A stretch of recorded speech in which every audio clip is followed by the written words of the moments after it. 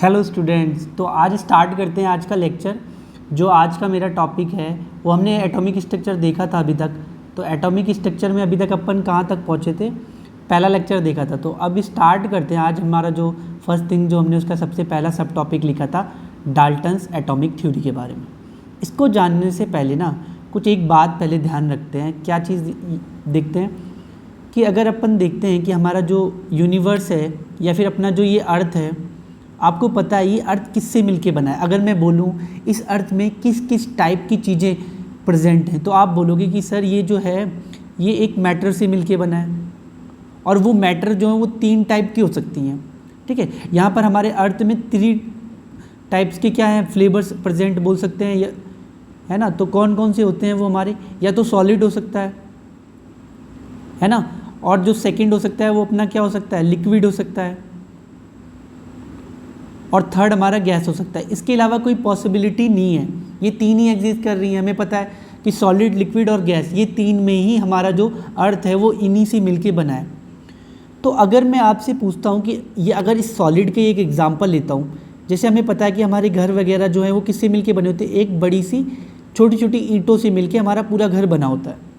लेकिन क्वेश्चन ये राइज होता है, ये ईंट जो है, ये छोटा सा जो ब्रिक है, ये किससे मिलके बनी है। ये ब्रिक भी तो किसी चीज़ से मिलके बनी है ना आखिर। तो वो चीज़ क्या है, तो वो क्या है, एक छोटे छोटे पार्टिकल से मिलके बनी हुई है। किससे मिलके बनी हुई है, पार्टिकल से मिलके बनी हुई है। इस ईंट में भी बहुत छोटी छोटी चीज़ें होंगी, है ना।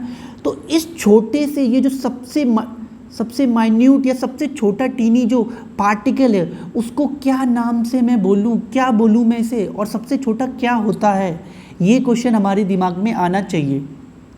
तो इसके बारे में सबसे पहले जिन्होंने बताया वो बहुत ही बड़े साइंटिस्ट थे जिनका नाम है जॉन डाल्टन। ठीक है, इन्होंने क्या किया, जॉन डाल्टन ने सबसे पहले बताया कि वो छोटा सा छोटा जो पार्टिकल होगा ना, उसको अपन क्या बोलेंगे, इस छोटे से छोटे की जिसकी हम बात कर रहे थे उसी को हम बोलेंगे एटम। क्या बोलेंगे, एटम। तो आपके दिमाग में क्वेश्चन अराइज होगा कि सर इन्होंने ये एटम ही क्यों बोला, नाम तो बहुत सारे हैं इस दुनिया में, इन्हें एटम ही क्यों याद आया। एटम इसलिए बना क्योंकि ये एक ग्रीक वर्ड है और जिसका मतलब जो होता है एक्चुअली में इंडिविजुअल होता है, मतलब जिसको तोड़ा ना जा सके, है ना, जिसको तोड़ा ना जा सके, उसी इसका मतलब होता है जिसको तोड़ा ना जा सके, इंडिविजुअल। तो उसी के बेस पे इन्होंने इसका नाम क्या रखा था, एटम रखा। तो क्या क्या बातें इन्होंने सबसे पहले बताई थी कि जो छोटा सा छोटा माइन्यूट पार्टिकल होगा उसके बारे में। तो पहली इन्होंने क्या बात बताई, इसके पोस्टुलेट देख रहे हैं, एक एग्जाम्पल से भी समझते चलेंगे कि क्या वो कहना चाह रहा है इसका पोस्टुलेट, एक साधारण से एग्जाम्पल से। ठीक है, तो अब आप ये देखिए, पहला पोस्टुलेट था all matter is comprise of tiny definite particle. जो सबसे छोटा सा छोटा कण होगा, लेट्स सपोज हमारे पास एक पेंसिल का मैंने एग्जांपल डाला है, अगर इस पेंसिल में भी बहुत सारी छोटी छोटी चीज़ों से मिलके बना है, बहुत सारे छोटे छोटे टुकड़ों से मिलके बना है, तो इसका जो छोटा सा छोटा माइन्यूट, अगर मैं इसको तोड़ता जाऊँ, एक बिल्कुल छोटा सा टुकड़ा आ जाएगा, और उस छोटे से टुकड़े को हम क्या बोलेंगे, एटम बोलेंगे। तो पहला तो यही पोस्टुलेट था कि भाई सबसे छोटा सा छोटा जो टुकड़ा होगा उसको क्या बोलेंगे, एटम बोलेंगे। ओके जी। सेकंड बात उन्होंने क्या बताई, atoms are indivisible and indestructible होगा। मतलब इसका क्या मतलब है, इसका मतलब है कि ये जो हमारा एटम होगा, क्या होगा, ये हमारा जो एटम होगा इसको तुम फर्दर नहीं तोड़ सकते। मतलब ये इसकी लास्ट स्टेज है, इससे आगे ये टूटने वाला ही नहीं है हमसे। ठीक है, तो वही इन्होंने लिखा कि एटम आर इंडिविजिबल, मतलब इसको तोड़ा नहीं जा सकता है। ठीक है, can not be break in. Okay, चलो ठीक है भाई, ये हमें सेकंड बात भी इनकी समझ में आई।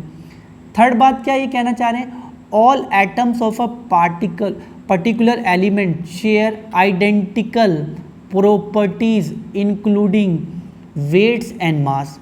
इसका क्या मतलब है सर, अब इसका मतलब समझिए आप कि कोई भी जो एटम्स होंगे ना किसी भी एलिमेंट्स के, अगर एक मैं एलिमेंट लेता हूँ ऑक्सीजन, तो इसके जो एटम होंगे, अगर मैं O2 ले लूँ, ठीक है, तो इसके जो ऑक्सीजन के क्या एटम्स होंगे, तो वो क्या होंगे, अगर कोई दूसरी ऑक्सीजन है O2 है, तो वो दोनों के क्या होंगे, इनके जो प्रॉपर्टीज़ लाइक वेट क्या होंगे, वेट और मास इनके क्या होंगे, सेम होंगे, इन दोनों के आपस में सेम होंगे।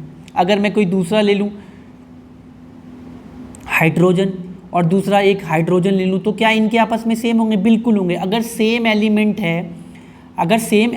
है, ये भी हाइड्रोजन है और ये भी हाइड्रोजन है, अगर सेम एलिमेंट है तो उनके आपस में मासेस भी सेम होंगे।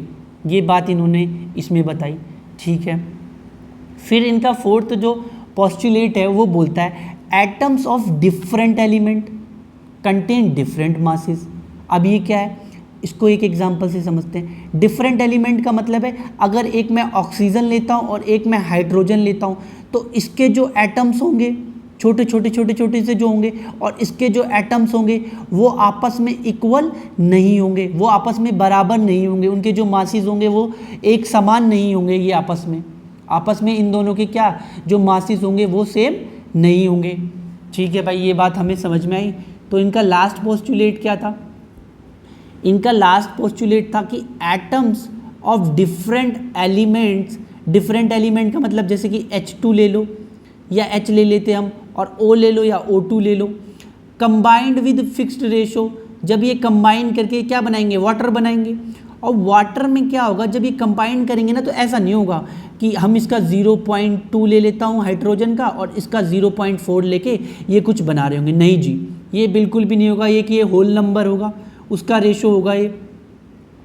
तो कैसा होल नंबर रेशो, मतलब अगर इसका 1 लिया जाएगा तो इसका 2 या 1 जो भी जिस रेशो में भी ये प्रेजेंट होंगे वो लिए जाएंगे, मतलब वो ऐसे नहीं लिए जाएंगे 0.5, 0.3, रेशो में वैल्यू होल नंबर होनी चाहिए, रेशो में नहीं होना चाहिए, सिंपल रेशो में नहीं होना चाहिए कि भाई 5/2, 3/2 है ना, 8/3, ये सब नहीं होंगे।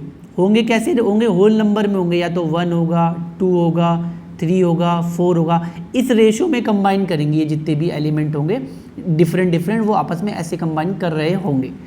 चलो भाई, यहाँ तक अपने को ये बात समझ में आई उसके पोस्टुलेट्स के बारे में। अब जब पोस्टुलेट उनके समझ में आए तो उनकी कमियां भी देख लेते हैं भाई, क्या कमियां रहेंगी। इन्होंने तो ये बोला, वो जो छोटी से छोटी हमने ईंट का लिया था कि सबसे छोटा जो होगा उसको फर्दर नहीं तोड़ा जा सकता, लेकिन इन्होंने तो बोला इसको फर्दर नॉट डिवाइडेड फर्दर,